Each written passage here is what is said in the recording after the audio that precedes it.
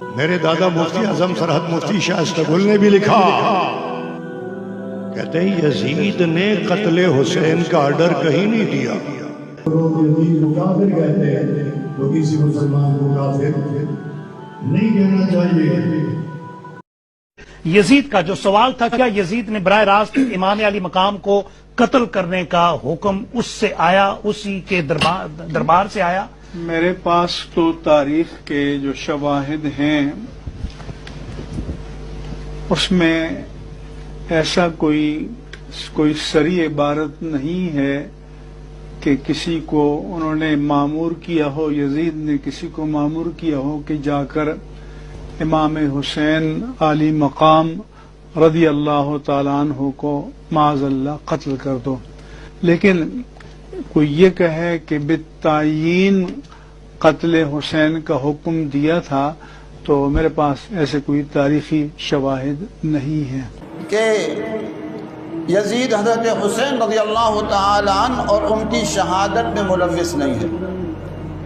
ان کے دور میں ضرور ہوا ہے لیکن وہ اس میں ملوث نہیں ہے۔ یزید حضرت حسین رضی اللہ تعالی عنہ اور ان کی ساتھیوں کی شہادت میں ملوث نہیں ہے۔ یزید فاسق فاجر نہیں تھا۔ یزید کو فاسق فاجر کہنا اور یہ جائز نہیں ہے۔ اگر ہمارے اعتبار سے دیکھا جائے اور یزید کو لعنتی کہا جاتا ہے، فاسق فاجر کہا جاتا ہے، یہ شرعاً جائز نہیں ہے، عدل و انصاف کے خلاف ہے۔ یزید صوم و صلات کا پابند تھا اور نیکی اور تقوی کے راہوں پہ چلتے تھے۔ یزید کو ظالم کیوں کہ اس کے دور میں حسن شہید ہوئے ہیں، چاہے اس نے آرڈر نہ بھی کیا ہو، لیکن دور تو اسی کا ہے، ذمہ داری تو اسی پہ آئے گی۔ حضرت عمر تو فرماتے تھے کہ اگر فرات کے کنارے کتا بھوکا مر جائے تو عمر قیامت میں جواب دے گا، تو یہ یزید حضرت حسین کا جواب نہیں دے گا۔ آج یزیدی ٹولا تو اس کو جنتی مانتا ہے، سب ڈالر کا چکر ہے حالانکہ حق جانتا ہے۔ یہ سب کمائی کے دھندے ہیں، یہ سب کمائی کے دھندے ہیں، سب ڈالر کا چکر ہے۔ آج یزیدی ٹولا تو اس کو جنتی مانتا ہے، سب ڈالر کا چکر ہے، سب ڈالر کا چکر ہے حالانکہ حق جانتے ہیں۔ سارے ائمہ کا فتویٰ یزید کافر فاسق ہے، فتویٰ دکھاؤ کن سے حسینی حسینی حسینی بچپن سے۔ کوئی اس کی اجازت نہیں دے سکتا کہ ابو بکر و عمر کے نام پر لوگوں کو جمع کیا جائے اور پھر وہاں پر امیر یزید کے نعرے لگائے جائیں، اس لعنتی، اس بدبخت، اس ملعون، اس کافر کے۔ اللہ اکبر۔ یہ اہل بیت کے ساتھ صراحتاً دشمنی ہے، اور ان جیسے بزرگ لوگ وہاں کھڑے ہوں اور ایک جملہ وانہ بولیں، اور جب ان کا وضاحتی کلپ آئے اور اس میں بھی یہ کہیں کہ جی ہم ان کو جانتے نہیں ہیں، وہ کسی نے انتشار پھیلایا، یہ منظم سازش کے تحت کیا گیا۔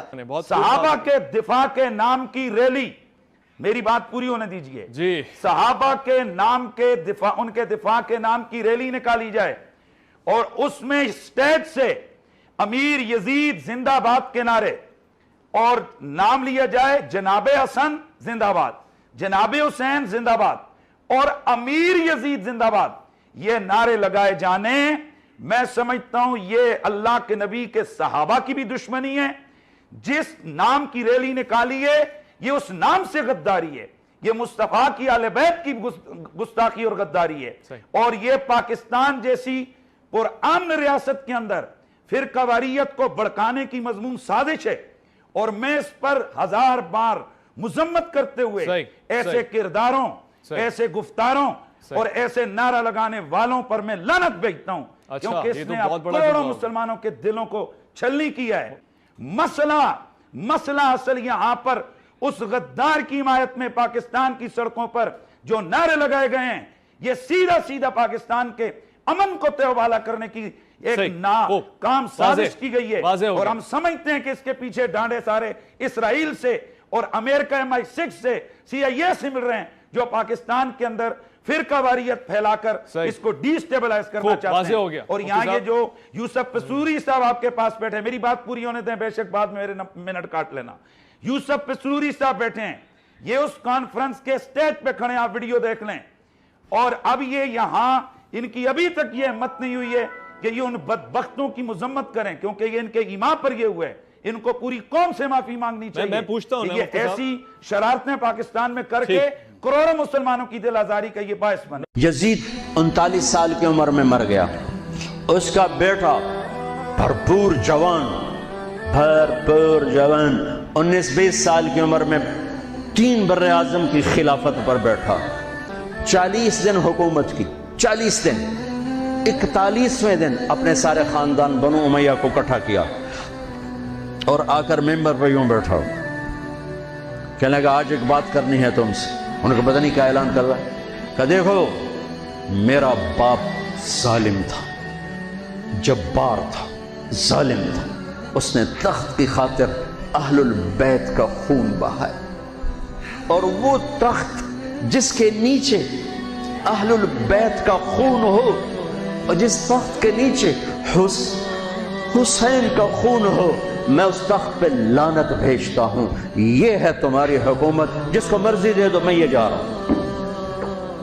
3 بر اعظم کی باپ کی حکومت کو لات مار دی کہ اس کے نیچے حسین کا خون ہے, مجھے نہیں چاہیے.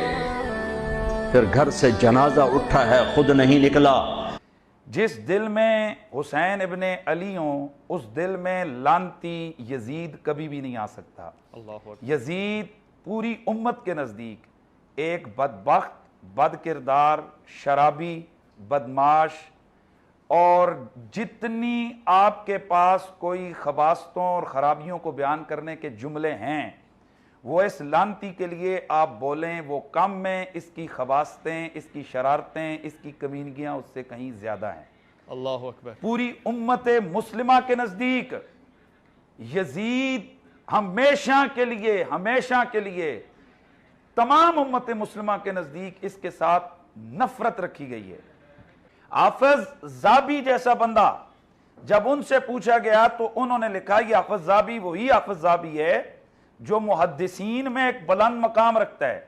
امام ابن حجر اسقلانی, امام ابن حجر قسطلانی, علامہ عینی, علامہ ابن تیمیہ, حافظ ابن کثیر, امام جلال الدین سیوطی, علامہ عبدالرحمن مناوی, صاحب بن باز, شاہ عبدالحق محدث دہلوی, شاہ ولی اللہ محدث دہلوی, شاہ عبدالعزیز محدث دہلوی.